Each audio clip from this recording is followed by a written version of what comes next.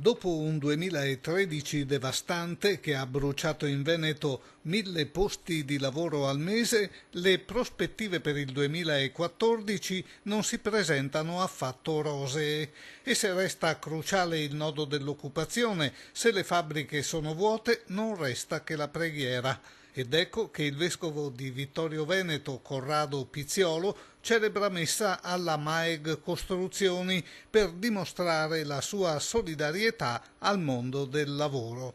L'industria padovana invece, dall'inizio della crisi, ha visto ridursi il numero degli addetti di quasi 16.000 unità.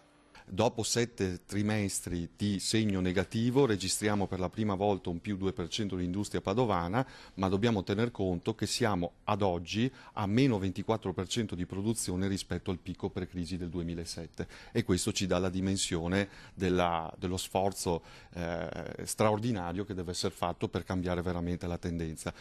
In provincia di Venezia, fra gennaio e settembre, sono state aperte 322 crisi aziendali, più di una al giorno, e la disoccupazione giovanile riguarda ormai un ragazzo su 4.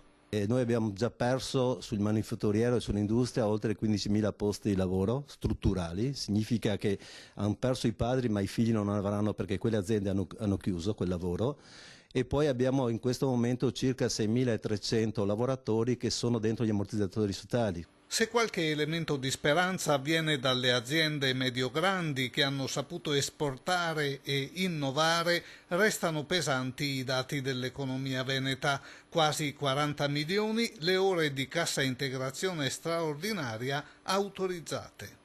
Quando avremo un segno più anche rispetto all'occupazione, in particolare all'occupazione dei giovani e delle donne, allora lì potremmo veramente dire stiamo ripartendo. Fino adesso questo segno non ce l'abbiamo.